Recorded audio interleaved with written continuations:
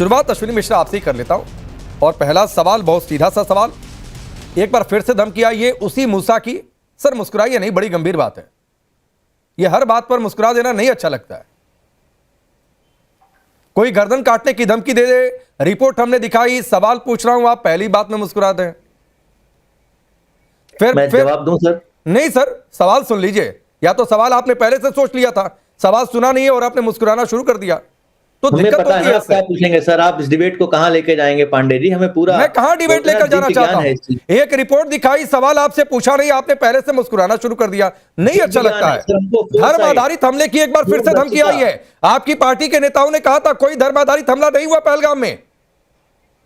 बोलिए क्या बोलना चाहते हैं, मुस्कुरा कर ही बोलिए, कोई दिक्कत नहीं। पहलगाम में हमला हुआ, उसकी अकाउंटेबिलिटी सरकार पे थी। सरकार ने ऑपरेशन सिंदूर किया और बाद में ये भी बोला कि ऑपरेशन सिंदूर ऑन है और जब भी कोई टेररिस्ट अटैक होगा उसको एक्ट ऑफ वॉर माना जाएगा। उसके बाद दिल्ली में ब्लास्ट हुए और सरकार ने क्या उसको एक्ट ऑफ वॉर माना या नहीं माना? गंभीर सवाल ये है कि सरकार की अकाउंटेबिलिटी क्या है, क्योंकि ये बयानों से देश के लोगों की जान न जाएगी ना जान बचेगी। जान बचेगी सरकार के एक्शन से, जान बचेगी सरकार के अकाउंटेबिलिटी से। तो सवाल तो ये होना चाहिए ना कि आप सरकार से पूछें कि दिल्ली ब्लास्ट के बाद आपने जो बोला था कि ऑपरेशन सिंदूर अभी ऑन है, उसका क्या हुआ? दिल्ली ब्लास्ट के बाद एक्ट ऑफ वॉर इसको माना नहीं माना? पाकिस्तान पे क्या एक्शन लिया आपने? पाकिस्तान को जो चाइना सप्लाई कर रहा था इक्विपमेंट्स, जो इंफॉर्मेशन सप्लाई करा था, उसके लिए आप कल बैठ के गलबगियां कर रहे थे। तो सवाल, सही सवाल पूछिए पांडे जी। आप क्या सवाल पूछ रहे हैं कि उसने ये बयान दे दिया, उसने ये बयान दे दिया? अब सवाल पूछना आप का क्या महत्व है? महत्व सिर्फ इस चीज का है कि सरकार। अश्विनी भाई सुनिए ना, मैं नहीं चाहता हूं किसी के शुरुआती जवाब में बोलूं, तो प्लीज सवाल पूछना मत सिखाइए। सवाल पूछा, जो भी आपको अपने विवेक के अनुसार जो जवाब समझ में आ रहा है वो आप जवाब दीजिए, तो सवाल पूछना मत सिखाइए। मैं बार बार कहता हूं, मैं यहां पर किसी भी पार्टी के किसी भी नेता को उसका काम नहीं सिखाता हूं और कोई मुझे मेरा काम ना सिखाए। मैं आपको और कम से कम जो नेता है, जो पत्रकार नहीं है, वो तो बिल्कुल भी ना सिखा रहा हूं आपको। मैं आईना दिखा रहा हूं। नहीं सर, आईना मत दिखाइए, आईना मत दिखाइए, सही सवाल पूछने, आईना मत दिखाइए। मैं आपसे पूछ रहा हूं, जो बीजेपी के हिस्से का सवाल है वो बीजेपी जवाब देगी, वो बीजेपी जवाब देगी कि एक्ट ऑफ वॉर बोल रहे थे, क्या हुआ भाई? खैर उसमें भी एक फैक्ट है कि उमर तो यहीं का था, छोड़ दीजिए। मैंने आपसे पूछा कि धर्म आधारित हमले की धमकी आई है, मूसा ये कह रहा है कि हिंदुओं का गर्दन काटो तब आजादी मिलेगी। ये अबू मूसा लश्कर का कमांडर है और पहलगाम हमले से 4-5 दिन पहले भी इसने इसी तरीके की धमकी दी थी, सिर्फ 4-5 दिन पहले, यह भी नोट करिए। 19 तारीख के आसपास इसने धमकी दी थी, 19 अप्रैल को। तो मैं फिर आपसे सवाल पूछ रहा हूं कि आपकी पार्टी के नेताओं ने कहा था कोई धर्म आधारित हमला नहीं हुआ, आतंकियों के पास इतना समय नहीं है कि धर्म पुष्कर गोली मारे, अब क्या कहेंगे? पार्टी के कुछ नेताओं ने उस समय कहा था, उस पर बहुत बार बहस हो चुकी है। इनकी पार्टी के नेताओं ने कर्नल सोफिया कुरैशी के बारे में क्या बोला, ये सब बयानों पे हम कितनी बार बहस कर चुके हैं। आप सरकार की अकाउंटेबिलिटी पे बात क्यों नहीं करते? अगर कोई धमकी दे रहा है वहां बैठा हुआ कोई आतंकवादी, तो ये सवाल सरकार पूछना चाहिए। आप कांग्रेस पार्टी नहीं, ये सवाल नहीं, धमकी कोई दे दिया, ये सवाल तो मैं आपसे थोड़ी नहीं पूछ रहा हूं कि उसने धमकी क्यों दे दिया। अश्विनी भाई, मैं उसने मूसा ने धमकी दे दी, इसमें मैं आपसे थोड़ी नहीं पूछ रहा हूं कि उसने धमकी क्यों दे दी। मैं तो ये पूछ रहा हूं कि धर्म आधारित हमले की धमकी आप लोग इनकार करते रहे, एक बार देखिए फिर वही पैटर्न है। मैं तो ये पूछ रहा हूं, तो आप मानिए कि ये गलती थी, ये कहना कि धर्म आधारित हमला नहीं हुआ या धर्म आधारित हमले की बात से इनकार करना। मैं सिर्फ इतना कह रहा हूं। मैं आपका बात का ऑब्जेक्टिवली जवाब देता हूं। आतंकवादी जानते हैं कि हिंदुस्तान किस तरीके से हिंदू मुस्लिम में डिवाइडेड है 2014 के बाद, इसलिए वो हिंदुस्तान की वो दुखती रख जिसपे वो डिवाइड कर सकते हैं, उस हिसाब से वक्तव्य देते हैं। और कहीं ना कहीं इस देश की जो इकोसिस्टम है भारतीय जनता पार्टी का बनाया हुआ, हमने देखा है कि वो उसको सपोर्ट करता है, डिवाइड करने को पसंद करता है। यही कारण था कि एक बहन का पति वहां पर पहलगाम हमले में शहीद हो गया था या मृत्यु हो गई थी, और उस पर कैसे वॉल्चर जैसे, गिद्धों जैसे इन्होंने कमेंट कर दिया, क्योंकि उसने बोला था कि धर्म के आधार पर इसको ना देखा जाए, इसको आतंकी हमला देखा जाए। तो कहीं ना कहीं भारतीय जनता पार्टी। नहीं अश्विनी भाई, आपकी बात ठीक है, लेकिन बहुत सारे लोगों ने हमारे कैमरे पर भी ये कहा था, हमारी आईडी पर भी कहा था कि धर्म पूछकर मारा, पूछा कि हिंदू हो इसलिए मार दिया। बहुत सारे लोगों ने यह भी कहा, आपने सहूलियत से एक बयान उठा लिया। खैर राजीव जेटली रिप्लाई करिए। नहीं, मैं तो विशाल भाई एक बात पूछना चाहता हूं इनसे। इनके मुंह से एक शब्द निकला डिवाइड। हमने तो डिवीजन देखा है ना, डिवीजन किस आधार पे वह बताइए? सत्ता किसके पास थी आपके पास? प्रधानमंत्री कौन थे आप? सारे मंत्री देश में किसके थे आपके? डिवाइड किसने करवाया आपने? सिग्नेचर किसके थे आपके? इस देश के 2 टुकड़े आपने करवाए, किस आधार पर करवाए बताइए? जातीय आधार पर करवाए क्या, या विचारों के आधार पर करवाए? केवल एक ही आधार था, और वह आधार था धर्म। धर्म के आधार पर आपने इस देश के टुकड़े करवाए। कम से कम डिवाइड शब्द बोलते हुए या बोलने से पहले 1000 बार सोचिए कहीं हमारे पर वापस ना आ जाए। आज ये जो बात आ रही है कि आतंकवादी वही भाषा बोल रहे हैं जो भाषा पहले से बोलते हुए आ रहे थे। जिन आतंकवादियों का साथ आपने दिया, जिनके मारे जाने पे आपने आंसू बहाए, जिनको जेल में डालने पर आपने सड़कों पर खड़े होकर के नारे लगाए, यही लोग थे ना टुकड़े टुकड़े गैंग वाले। राहुल गांधी गए थे ना क्या जेएनयू के अंदर? नहीं गए थे। यही लोग थे, यही विचार थे, जिसको पोषण देने का काम आप लोग कर रहे थे, जिसमें खाद डालने का काम आप लोग कर रहे थे। तो आप बताइए डिवीजन कौन करवा रहा है? डिवीजन तो आप करवा रहे हैं। अरे अब हमारे टुकड़े नहीं कर रहे हैं, आप देश के टुकड़े कर रहे हैं, ध्यान रखिएगा। और देश के टुकड़े करने वालों के पीछे अगर कहीं धर्म आड़े आ रहा है तो उसको भी सपोर्ट करने का काम आप लोग कर रहे हैं। लेकिन राजीव भाई एक सवाल है कि हम तो राजीव जेटली जी, एक सवाल है आपसे भी, और सवाल सर ये है, मैंने पहले कहा कि ये वही मूसा है जिसने पहलगाम हमले से पहले भी धमकी दी थी। 4-5 दिन के अंतराल पर पहलगाम अटैक हो गया और फिर उसने धमकी दी है, तो आगे के लिए सचेत रहने की बात है और फिर कोई वैसा हमला ना हो जाए। बताइए ऑपरेशन सिंदूर ऑन है कि नहीं है? Terrorist attack act of war सचेत नहीं, सचेत नहीं, सचेत नहीं, केवल सचेत नहीं। हाँ मैं बता रहा हूं मिश्रा जी बता रहा हूं, सुनिए मेरी बात कि हाँ सुन लिया आपके आप बहुत देर तक आपने अपना भाषण दिया और मैंने सुना। आपने बताया कैसे आप लोगों ने इस देश के डिवीजन करवाए, टुकड़े करवाए, लेकिन मैं कह रहा हूं सचेत नहीं। हम तो माथे पे गोली मारने वाले लोग हैं, हम तो घर में घुस करके मारने वाले लोग हैं, हम तो बॉर्डर क्रॉस करके उनके आतंकवादियों को ठिकाने उड़ाने वाले लोग हैं। अब ये बताइए ना, कभी कल्पना भी करी थी आप लोगों ने कि हम बॉर्डर पार करके जाएंगे, आतंकवादियों को वहां मार करके आएंगे? कल्पना करी थी? अरे आपने तो अपनी पॉलिसी ऐसी बनाई हमेशा जिसमें इस देश के हिंदुओं को प्रताड़ित होना पड़ा। इस देश के हिंदुओं को तो आपने ऐसे ठिकाने लगा रखा था कि उनके सारे अधिकार छीन लिए थे, डर की जिंदगी जी रहे थे कि सरकार भी उनके साथ, एक तो आतंकवादी मारे, ऊपर से सरकार का डंडा। बातें क्या करूं आपको? नहीं, एक तो सरकार, एक तो आतंकवादी मारे और ऊपर से सरकार का डंडा। बताइए हमारी पुलिस घबराती थी, किसी आतंकवादी को मारा तो हमें उठा कर जेल में डाल दिया जाएगा। हमारी आर्मी कहती हुई आ रही है इस बात को कि हमें केवल एक ही हिदायत, सफेद झंडे दिखाइए अगर पाकिस्तान की तरफ से गोली आती है तो। ये हिदायत थी कि नहीं थी बताइए? ये तो ऑन द रिकॉर्ड है। ठीक, ये तो मैं जरा आगे बढ़ता हूं, आऊंगा अश्विनी जी आपके पास। चूंकि धर्म आधारित हमले की धमकी है, धर्म आधारित अटैक की धमकी है, तो मैं एक टेक अमित रैना का भी ले लूं, फिर उसके बाद में बाकी मेहमानों के पास जाऊंगा। अमित रैना, अबू मूसा नाम से आप वाकिफ होंगे। फिर एक बार धमकी पहलगाम हमले से पहले भी, और फिर यह बातचीत होगी कि नहीं भाई ऐसा तो कुछ है ही नहीं, फिर इस पर पॉलिटिक्स होगी। नहीं देखिए, हमें बार बार कहा जाता है कि आतंकवाद का कोई धर्म नहीं होता, और फिर उन आतंकवादियों के समर्थन में इस देश के कई नेता खड़े हो जाते हैं और कहते हैं कि इनको इसलिए प्रताड़ित किया जा रहा है क्योंकि ये एक पर्टिकुलर धर्म से आते हैं। तो यही अपने आप में ही आइडेंटिफाई करा देते हैं कि आतंकवाद का धर्म होता है। और जो मूसा के बयान आ रहे हैं और जिस हिसाब से वो काफिरों का नाम लिए जा रहा है, हिंदुओं का नाम लिए जा रहा है, जिहाद की बात करता है, उसके बाद भी अगर कोई कहे कि आतंकवाद का धर्म नहीं होता है या आतंकवादी का धर्म नहीं होता, तो वो या तो अपने आप को मूर्ख समझता है या पूरे विश्व को मूर्ख समझता है। ये सच है कि आतंकवाद का धर्म होता है और एक आतंकवादी का धर्म होता है, और ये मैंने देखा है, इसी देश में देखा है, जब लाखों की तादाद में एक आतंकवादी के लिए रात को सुप्रीम कोर्ट के दरवाजे खटखटाए जाते हैं, उसके धर्म के नाम पर, उसके जनाजे में लाखों की संख्या में लोग जाते हैं, वो आतंकवादी होता है। फिर भी कश्मीर में जब बुरहान वानी की जनाजा निकलता है तो उसके नमाज जनाजा पढ़ा जाता है, लाखों की संख्या में पढ़ा जाता है। तो एक इशू है और आतंकवादी का धर्म है।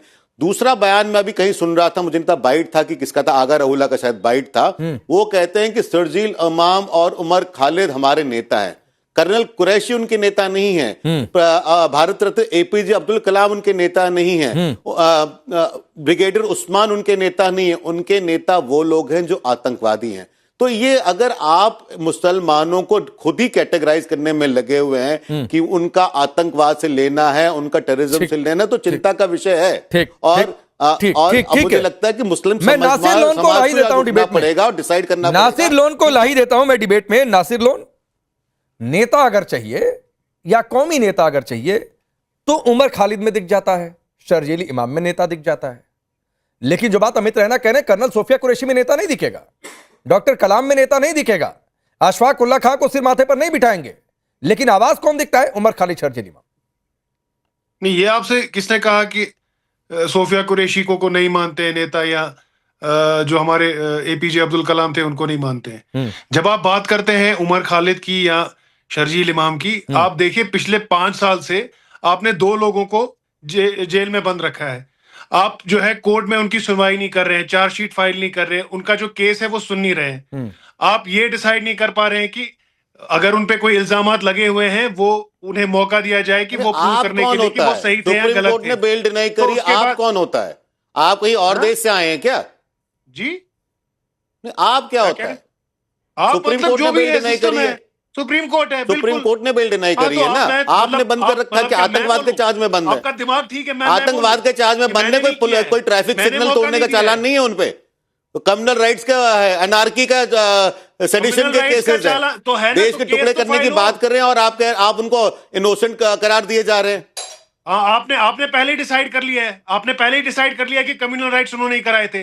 अच्छा, आपने कैसे डिसाइड कर लिया कि वो उन्हें तो आप मंत्री बना देते हैं। जो कम्युनल राइट्स कराते हैं इस मुल्क में, उन्हें आप मंत्री बना देते हैं, उन्हें आप वरमालाएं पहनाते हैं, उन्हें आप हीरो बना देते हैं। अरे आप वही है ना, आप जो यासीन मलिक को करने, वो आप उसी पार्टी के ना जो यासीन मलिक को ये कहता है कि वो पॉलिटिकल प्रिजनर है। आप ये वही है ना जो कन्विक्टेड अफजल गुरु को की हत्या को गलत मानते हैं। आतंकवादी अफजल गुरु की हत्या को जो गलत मानते हैं, आप वो लोग हैं ना। आपकी तो सोच पता है हमको। उन्हें एक साल में आप 4 महीने बाहर। अच्छा, एक मिनट अमित भाई, 1 मिनट। नासिर लोन सुनिए, थोड़ी सी आप तैयारी किए होते, नासिर लोन सुनिए, थोड़ी सी आप तैयारी किए होते, पूर्व चीफ जस्टिस चंद्रचूड़ को अगर पढ़कर आए होते या सुनकर आए होते, जब उन्होंने, सुनिए सर, सुन लीजिए, मैं आपको बोलने दूंगा, सुन लीजिए नासिर लोन, उन्होंने कहा यह था कि कम से कम 7 बार उमर खालिद, शर्जील इमाम के केस को डिले करने की कोशिश हुई है और खुद उसके वकीलों के द्वारा डिले करने की कोशिश हुई है कि साहब अभी रहने दीजिए, अभी वापस ले लेते हैं। कम से कम 7 बार। पहली बात तो जिनसे आपको इतनी मोहब्बत है, जाकर सुझाव दे दीजिए अफ्रीका की अच्छे वकील चुन ले जो केस को डिले करने के लिए ना लड़े, केस को फाइनल करने के लिए लड़े। अब सुनिए सवाल नासिर लोन, आपको कर्नल सोफिया कुरैशी से क्लैरिटी है कि कोई डेलिबरेटली जो है उन्हें अंदर रखना चाह रहा है या उनका केस जो है कमजोर करना चाह रहा है, तो क्या उन्हें वो कोर्ट में नहीं बोलना चाहिए था? क्या उन्हें तब नहीं बोलना चाहिए था जब वो, अरे तब जस्टिस के तौर पर तो वकीलें जैसी दलीलें रखेंगे, दलीलों के आधार पर केस की सुनवाई होती है। नासिर लोन, अगर इतना ज्ञान आपके पास नहीं है तो कोई कुछ नहीं कर सकता है। सवाल सुनिए, मैं ये पूछ रहा हूं कि इस देश के लिए आदर्श कौन हो सकता है? नासिर लोन, इस देश के लिए कर्नल सोफिया कुरैशी, डॉक्टर कलाम, अशफाक उल्लाह खान आदर्श हो सकते हैं या फिर उमर खालिद और शर्जील इमाम जैसे लोग आदर्श हो सकते हैं? मैं सिर्फ ये कह रहा हूं, आप नेता मानना होगा तो किसको मानेंगे? मैं इनको सबको मानूंगा, क्यों नहीं मानूंगा? जो जिन लोगों के खिलाफ आप साजिश करके उन्हें जो है मौका नहीं दे रहे हैं अपनी बेगुनाही। अच्छा, साजिश हो गई है? बिल्कुल साजिश है। और क्या है? क्या साजिश? राम रहीम जो कन्विक्ट हो जाता है मर्डर में, जो रेप में कन्विक्ट होता है सुप्रीम कोर्ट में, उसे आप पैरोल पे पैरोल दे रहे हैं। उसे आपने पिछले 1 साल में 4 महीने बाहर जो है छोड़ा हुआ है। और ये लोग जो है ये गलत है। जहां तक देखिए, जब तक आप लोग फ्री एंड फेयर ट्रायल का मौका नहीं देंगे, चाहे वो कोई भी हो, चाहे वो मैं ही क्यों ना हो, अगर मुझ पे कोई इल्जाम लगता है कल पे, मुझे जो है मेरे संविधान को, मेरे जुडिशियल सिस्टम को, मेरे मुल्क के, मुझे मौका देना चाहिए कि मैं ये साबित कर पाऊं कि मैं बेगुनाह हूं कि नहीं हूं। उसके बाद अगर मेरा कन्विक्शन हो जाता है, जो सजा मुझे कोर्ट देगा वो सबको मंजूर होगा। अच्छा, मैं ये पूछ रहा हूं नासिर लोन, बुरहान वानी, उमर खालिद, शर्जील इमाम, ये लोग कैसे आदर्श हो सकते? नहीं, आप कैसे एक ही, नहीं आप एक ही जो है कैटेगरी में कैसे डाल रहे हैं तीनों को? किसको? बुरहान वानी एक मिलिटेंट था, आप शर्जील इमाम और उसको कैसे डाल रहे हैं? देश के नहीं, मैं डालने के लिए, मैं तो सिर्फ पूछता हूं, जो देश के टुकड़े की बात, जो देश के टुकड़े करने की बात की, उसको किस कैटेगरी में डालें? आप बता दीजिए। नहीं हुआ है अभी, वो किस कैटेगरी में डालें? वो प्रूव नहीं हुआ है अभी। अरे तो निर्दोष भी नहीं साबित हुआ है भाई, वीडियो है और कोर्ट ने कहा है कि प्रथम दृष्टया बेल नहीं दे सकते हैं, और इतना ही नहीं है अगले 1 साल तक बेल के लिए अप्लाई भी नहीं कर सकते दोनों, ये भी जान लीजिए। मिलना तो दूर की बात है। क्या शर्जील इमाम यहाँ उमर खालिद ने टुकड़े टुकड़े जो है लफ्ज बोला कि नहीं बोला? अच्छा, चिकन नेक को अलग करना क्या होता है राजीव जेटली? कहीं पे भी नहीं है। राजीव जेटली, चिकन नेक को अलग कर देना क्या होता है? वीडियो को चिकन नेक को अलग कर देना क्या होता है? पहली बात। दूसरी बात है, ठीक है, दूसरी बात है कि ये बार बार राम रहीम के पीछे जाकर छिपते हैं। ठीक है राजीव जेटली की बात कर रहे हैं, दिखा दीजिए, आप अभी प्ले कर दीजिए जिसमें शर्जील इमाम या उमर खालिद। देखिए विशाल एक भी ऐसा व्यक्ति जो जेल में बैठा है, सॉरी राकेश जी, एक भी व्यक्ति ऐसा जो है जेल के अंदर बैठा है वो हाँ, एक बार मेरी बात पूरी होने दीजिए, फिर आप दोबारा शुरू कर देना अपनी बात। मैं केवल ये कह रहा हूं कि सार्वजनिक मंच के ऊपर एक स्ट्रेटजी बना करके बताया जा रहा है कि कैसे आपको आगे बढ़ना है, कैसे आपको चिकन नेक को बंद करना है, कैसे आपको कश्मीर को अलग करना है, कैसे आपको डेमोग्राफी खराब करनी है। इतना सब कुछ करने के बावजूद अगर ये लोग कहते हैं कि ये मुस्लिम लीडर है, तो आप ध्यान दीजिएगा, मुस्लिम लीडर हम नहीं कह रहे हैं, जो इतना टुकड़े करने की बात कह रहा है, अगर उसको मुस्लिम लीडर की उपाधि दी जा रही है तो सोचिए एक मुस्लिम लीडर की सोच क्या हो सकती है। ये हमने नहीं कहा, इन्होंने कहा है। अगर ये इस बात को सोच सकते हैं तो आप सोचिए जो भावनाएं अंदर चल रही हैं वो कितनी देश विरोधी होंगी। इसीलिए मैंने आपसे कहा कि पूरे देश के मुसलमानों को आतंकवादी डिक्लेयर करने वाले आप ही लोग हैं भाई। ऐसा नहीं है हमारे देश का मुसलमान जो देश के टुकड़े करना चाहेगा, लेकिन आप लोगों को वही मुसलमान पसंद है जिसने इस देश को नुकसान पहुंचाने की मुस्लिम शब्द कहां से लाया? ये अभी आपके पैकेज में दिखाया, नहीं ये पैकेज के अंदर नहीं दिखाया। मैं बता देता हूं, आप ही के लीडर बोल रहे हैं। चेक कर देता हूं, मैं चेक कर देता हूं। एक मिनट राजीव जेटली, 30 सेकंड सुनिए नासिर लोन। सलमान सागर को मैं कोट अनकोट कर देता हूं, इसीलिए जो पैकेज चला करे उसमें सुना करिए। सलमान सागर आपकी पार्टी से विधायक हैं, वो कह रहे हैं उमर खालिद शर्जील किसी की आवाज तो है, उमर खालिद शर्जील मुस्लिम लीडर्स तो हैं, उमर खालिद शर्जील बिना ट्रायल के 5-5 साल से जेल में है। ये उनके बयान है, मैंने अपनी ओर से एक मात्रा तक नहीं लगाई। नहीं तो उन्होंने मेरी बात सुनिए ना, उन्होंने ये कब कहा कि वो मेरे मुस्लिम लीडर हैं? उन्होंने तो ये नहीं कहा। अच्छा मेरे उनके, अच्छा बाकियों के उनके नहीं है। नहीं है। अरे भाई मुस्लिम लीडर तो आपके थोड़ी हुए थे, आपने सारे मुसलमानों का लीडर बता दिया। अच्छा मतलब सलमान सागर के नहीं है, बाकियों के विचार ऐसे हैं। प्रॉब्लम है, अगर विचार होने से ही मुस्लिम लीडर हो जाता है तो सोचिए कितना खतरनाक लीडर हमारे सामने खड़ा होने वाला है। आपने इसको इस तरह पेश किया कि मैं कह रहा हूं कि वो मेरे मुस्लिम लीडर है, पहली बात। अच्छा मतलब नहीं एक चीज, ठीक है मैं आपकी बात सुन रहा हूं, बस 10 सेकंड नासिर लोन 10 सेकंड। मतलब उमर खालिद शर्जील इमाम, एक मिनट राजीव जी एक मिनट प्लीज नासिर लोन, मतलब आपका ये कहना है कि उमर खालिद शर्जील इमाम, सलमान सागर और यहां पर बैठे नासिर लोन के लिए मुस्लिम लीडर नहीं है, बाकियों के लिए मुस्लिम लीडर है, आप दोनों के लिए नहीं है, आप ये कहना चाहते हैं? देखिए मैं वही बोल रहा हूं ना, आप जो ये ट्विस्ट करते हैं ना, पहले तो आपने ये कहा कि उन्होंने कहा कि वो हमारे नेता हैं। हमारे नहीं, मैंने कोट अनकोट किया, उसमें हमारे शब्द का मैंने बिल्कुल इस्तेमाल नहीं किया। कहिए बाइट दोबारा सुना दूंगा। और आप ये कहना चाहते हैं कि हमारे नहीं है बाकियों के हैं? आपके चैनल पे नहीं, आपके चैनल पे ये बात हुई, मुसलमान नहीं मानते, आपके चैनल पे ही ये बात हुई। उमर खालिद या सलमान सागर अपने आप को मुसलमान नहीं मानते क्या? मेरी बात सुनिए, राजीव जेटली 30 सेकंड बोलने दीजिए, फिर आ रहा हूं, 30 सेकंड बोलने दीजिए। हाँ बोलिए। जिस तरह से इंडियन जुडिशियल सिस्टम ने, हमारे जुडिशियल सिस्टम ने, हमारी जुडिशरी ने पिछले 5 साल में एक जो है मेरे हिसाब से या बहुत लोगों के हिसाब से नाइंसाफी की है कि इन दोनों शख्स जो है ये जो है क्या नाम है इसका, शर्जील इमाम और उमर खालिद, उन्हें जो है फ्री ट्रायल का मौका नहीं दिया। बहुत लोगों को लगता है ये जो है इनजस्टिस है, और वो रिलेट करते हैं। बहुत सारे लोग जिनके साथ जो है इनजस्टिस होती है वो रिलेट करते हैं इस चीज से, ठीक, और वो मानते हैं उन्हें। ठीक, आप रिलेट करते रहिए। 30 सेकंड राजीव जेटली, 2 मेहमान अभी बचे हुए हैं। राजीव जेटली 30 सेकंड। ये जो राकेश भाई, ये जो 5-5 साल तक आतंकवादी जिंदा रहते हैं ना, इसके पीछे की वजह ही हमारी जो जुडिशियल सिस्टम है वो है। हमारी खूबसूरती है कि कोई कितना भी बड़ा आतंकवादी, कितना भी बड़ा जाहिल, कितना भी बड़ा हत्यारा क्यों ना हो, उसे भी मौका मिलता है। ये जो ऑक्सीजन मिली है, ये ऑक्सीजन किसी और देश में आपको नहीं मिल सकती।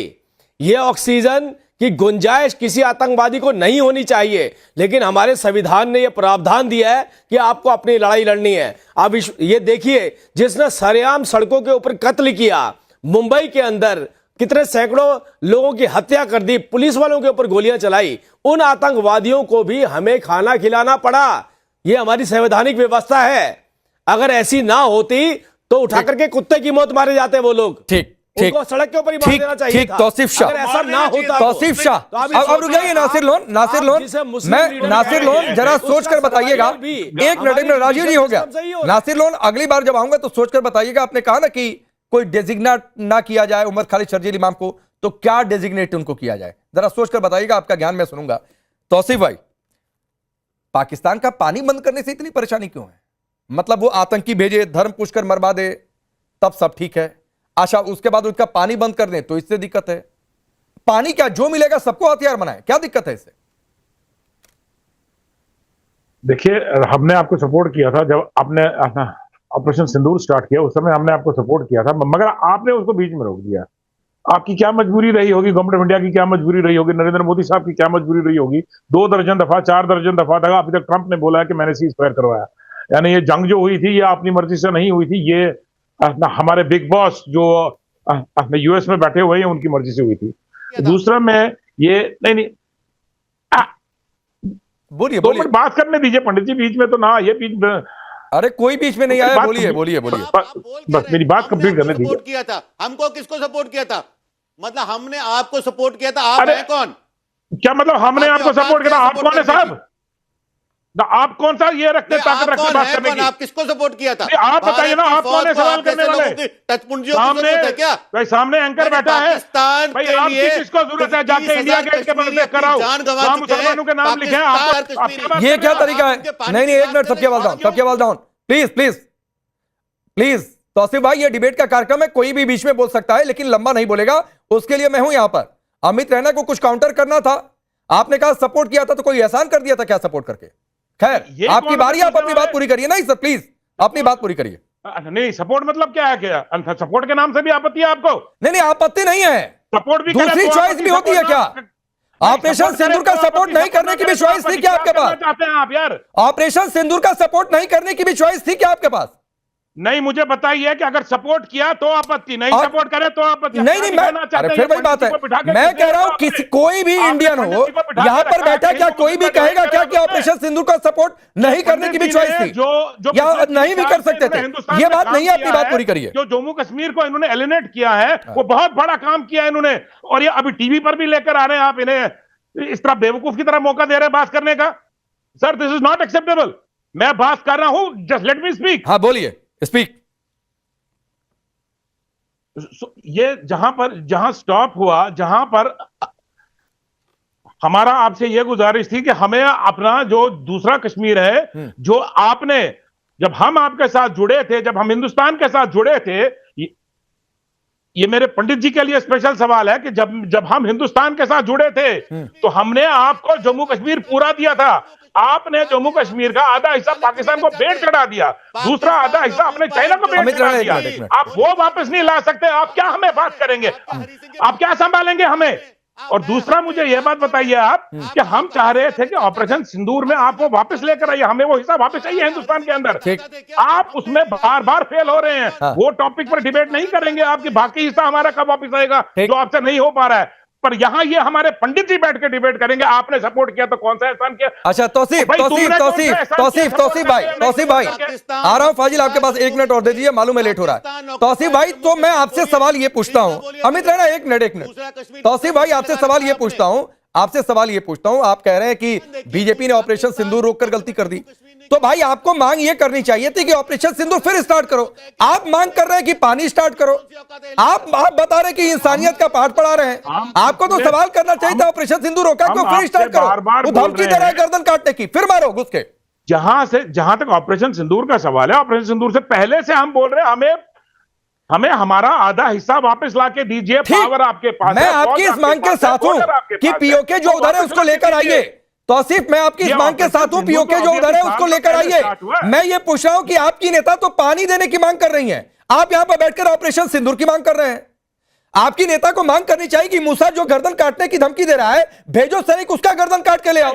आप कह रहे हैं पानी दो, आप कह रहे हैं इंसानियत का पाठ पढ़ाओ। मूसा की बात अब मत कीजिए, मूसा को पब्लिसिटी चाहिए, वो पब्लिसिटी स्टंट के लिए वो कुछ भी करेंगे। वो बात वहां आपकी नेता को क्या चाहिए? आप उन्हें जैसे जो लोग ये हिंदुस्तान को धमकी दे रहे हैं वो लोगों को आप डिबेट मत करिए उनसे, आप उनका ये बढ़ा नहीं, मैं डिबेट उस पर थोड़ी नहीं कर रहा हूं, मैं तो आपसे पूछ रहा हूं कि आपको ये मांग करनी चाहिए थी कि जो मूसा गर्दन काटने की धमकी दे रहा है उसका गर्दन काट के ले आओ। आप यहां पर कह रहे हैं पानी दे दो, ये कौन सी बात है भाई? देखिए, मैं जहां तक हम देखेंगे दोबारा एक बैक चैनल की टॉक स्टार्ट हुई है, जैसे डोवाल साहब ने अभी हाल ही में 6-7 महीना पहले बोला, दोबारा बैक चैनल टॉक शुरू हुई है। तो मैं आपसे ये सवाल करता हूं, नेशनल टीवी पर बैठे हुए हैं, सामने आप हमें कहते हैं कि आप उनकी गर्दन काट के लाइए और पीछे बैक चैनल पर आप लोग बात करते हैं। तो या तो आप बात करिए, अब फिर या तो आप उनकी आड़ में जाकर छिप जाइए। ठीक है, फाजिल अहमद मांग क्या होनी चाहिए कि वो मूसा जो गर्दन काटने की बात कर रहा है उसकी गर्दन काट के ले आओ, या फिर मांग ये होनी चाहिए कि नहीं पाकिस्तान बेचारा है, इंसानियत का हवाला देकर पानी देने की बात होनी चाहिए? क्या मांग होनी चाहिए आपके हिसाब से? भाई, हमें क्या कहना है, हमारी सेना अपने देश की और नागरिकों की सुरक्षा करने के लिए क्या कार्रवाई करनी है अच्छी तरह जानती है। हमें सेना पे सवाल नहीं उठाना चाहिए। और दूसरी बात यह है कि यहाँ शर्जील इमाम और खालिद की बात हो रही है। अब्दुल करीम टुंडा को जब पकड़ा था पुलिस ने, तो ऐसे ही स्क्रीन पर उछल उछल के 1 घंटे की चल रही थी डिबेट और लोग कहते थे कि बहुत बड़ा आतंकवादी रैकेट पकड़ गया। क्या हुआ? 19 साल के बाद वो बेगुनाह बाइज्जत बरी हो गया। दूसरी बात, प्रज्ञा ठाकुर को भी इसी देश में पकड़ा गया, क्या हुआ? बाइज्जत बरी हो गई। उसके बाद अब शर्जील इमाम और उमर खालिद को जमानत नहीं मिली। आप कह रहे कि ये आधार है कि भाई उनके ऊपर चार्ज तगड़ा है। हम कह रहे अगर वो चार्ज उनके पास ज्यादा है तो जो 5 जिनको 5 को जमानत मिल गई, इसका मतलब कि वो बेकसूर थे। यदि वो बेकसूर थे तो उनको 5 साल क्यों रखा गया जेल में? तीसरी बात, एक बीजेपी के नेता ने कहा कि मुसलमान आतंकवादी होते हैं। दंतेवाड़ा में 181 जवानों को शहीद किसने किया था? मुसलमान ने किया था। वो कौन से लोग हैं? मोनू मासेर ने नाम पूछ के 3 मुसलमानों को जिंदा जला दिया। वो कौन लोग थे भाई? मोनू मानेसर तो याद ही होगा, जिंदा जला दिया 3 मुसलमानों को नाम पूछ करके। उस पर बात क्यों नहीं करते? तीसरी बात, आप कह रहे कि हम लोग अदालती, हमारे देश के संविधान पे आपको आंख में गड़ रहा है कि कैसे ये संविधान इतना अच्छा बन गया। हम लोग तो नाथूराम गोडसे को भी खिलाए खाना, उसको भी तुरंत थोड़ी फांसी चढ़ाए थे। जो हमारे राष्ट्रपिता का हत्यारा था उसको भी हम लोग खाना खिलाए, 1 साल उसको कई साल जेल में रख करके खाना खिलाया और तब उसको जो सजा मिली। तो हमारे देश के संविधान पर जब आप उंगली उठाते हैं तो दलित, ओबीसी, एससी, एसटी को यही डर लगने लगता है आपके साथ जाने में कि आपको संविधान अच्छा नहीं लग रहा है। अरे ये व्यवस्था सबके लिए है। हो गया, आपको जितना बोलना था आप सारे 181 दलित आदिवासियों को पकड़ करके 5 साल जेल में। राजीव जेटली, 1 मिनट दे दीजिए, मेरे सवाल का जवाब नहीं मिला और मेरी आदत है कि मेरे सवाल का जवाब नहीं मिलता है तो मैं पलटकर फिर से सवाल पूछता हूं। आपको जितना बोलना था आपने बोल दिया, राजीव जेटली जवाब भी देंगे, लेकिन मैं सवाल फिर दोहरा रहा हूं कि मांग क्या होनी चाहिए कि ये मूसा जो गर्दन काटने की धमकी दे रहा है उसकी गर्दन लेकर आओ, या मांग ये होनी चाहिए कि पानी दे दो क्योंकि इंसानियत का हवाला। आपके पास दूसरा ऑप्शन क्या था ऑपरेशन सिंदूर के अलावा? मैं फाजिल आपसे पूछ रहा हूं कि सवाल क्या होना चाहिए, भारत सरकार से क्या मांग होनी चाहिए कि ये मूसा जो गर्दन काटने की धमकी दे रहा है उसकी गर्दन लेकर आओ, या मांग ये होनी चाहिए कि पाकिस्तान को पानी दे दो इंसानियत का हवाला देकर? क्या मांग होनी चाहिए आपके हिसाब से?